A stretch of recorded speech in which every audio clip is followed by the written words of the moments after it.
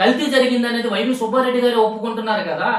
అసలుకి మైసూర్ బజ్జీలో మైసూర్ ఎలాగో లేదో నెయ్యిలో కూడా నెయ్యి లేదనమాట. ఎందుకంటే జగన్మోహన్ రెడ్డి గారు మనం చెప్పే సూక్తి ఏంటంటే, ఆవు అనేది అంటే సిక్కుగా ఉన్నప్పుడు లేదనుకోండి ఫీడింగ్ అనేది తక్కువగా తీసుకున్నప్పుడు ఇలాంటి కల్తీ జరుగుతుంది. జగన్మోహన్ రెడ్డి గారు మీకు తెలియని విషయం ఏంటంటే, అసలు సిట్ రిపోర్ట్ ఏమిచ్చిందంటే, అక్కడ డైరీ ఫామ్ నుంచి అసలు వీళ్ళు నెయ్యే కొనలేదు, అక్కడ నెయ్యే పర్చేజ్ చేయలేదు. 50 లక్షలు పైగా వీళ్ళు పామాయిల్ని పర్చేజ్ చేశారు. మీకు 2018లో అప్పుడున్న టీడీపీ ప్రభుత్వంలో 330-40 రూపాయలు ఉన్న నెయ్యి దాని తర్వాత కాలక్రమేణా 400 నుంచి 600 పెరిగింది. మీరు మీ ప్రభుత్వం వచ్చిన తర్వాత 325 రూపాయలకి అసలు ఎలా పర్చేజ్ చేశారండి? ఈ రోజు నాణ్యత గల నెయ్యి మనకి ఇలా మార్కెట్లో దొరకాలంటే 600 నుంచి 800 రూపాయలు మనకి, మీకు ఎలా 325 రూపాయలు వచ్చింది? అది ఎందుకు మీరు ఈ కోణంలో ఆలోచించలేదు? మీరు ఇలాంటి విమర్శలు వస్తున్నప్పుడు మీ పార్టీ అంతర్గత దగ్గర నుంచి ఒక కమిటీ వేసి దీనికి నిజ నిర్ధారణ మీరు తెలుసుకోవచ్చు కదా.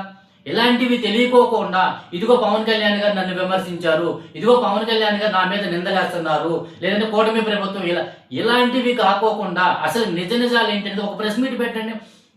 ఈ రోజు మీరు ప్రెస్ మీట్ బయటకు వచ్చి అరవ శ్రీధర్ గారు జనసేన పార్టీ ఎమ్మెల్యే ఇట్లాగా స్త్రీలతో అశ్లీల అసభ్య పదజాలు వాడారు, ఇలా వీడియో కాల్ చేశారని చెప్పేసి మీరు యొక్క ప్రెస్ మీట్ పెట్టడానికి మీరు టైం ఉంది. కానీ మీరు ఆ రోజు మీకు 2019 నుంచి 2024 మధ్యలో గోరెంట్ల మాధవ్ గారు కానీ, అంబటి రాంబాబు గారు కానీ, అవంతి కానీ వీళ్ళు చెప్పుకుంటూ పోతే చాలా లిస్ట్ ఉంది సార్. మరి ఆ రోజు మీరు ఎందుకు మీరు ప్రెస్ మీట్ పెట్టలేదు? ఒక దళిత యువకుడిని చంపేసి డోర్ డెలివరీ చేసినప్పుడు మీ ఎమ్మెల్సీ అనంతబాబు గారు మీరు ఆ రోజు మీరు మళ్ళీ అతన్ని అసెంబ్లీలో తీసుకెళ్లారు కదా, మరి అతని మీద ఎందుకు మీరు ప్రెస్ మీట్ పెట్టలేకపోయారు? అంటే ఈ రోజు మీ నాయకుల మీద దాడులు జరిగాయి, మీరు వెళ్ళడం తప్పు అని మేము ఎక్కడ అనట్లేదు సార్. మీ పార్టీ నాయకులకు మీరు మనోధైర్యం ఇచ్చుకోవాలి, దాన్ని ఎవరో విమర్శించలేదు. మీ పార్టీ నాయకుల మీద దాడి చేసిన దానికి ఎవరైనా తీవ్రంగా ఖండిస్తారు. ఎందుకంటే ఇది సామ్యవాద దేశంగా మనం చూస్తున్నాం కాబట్టి హింసతో మనం ఎక్కడా దేన్ని సాధించలేము.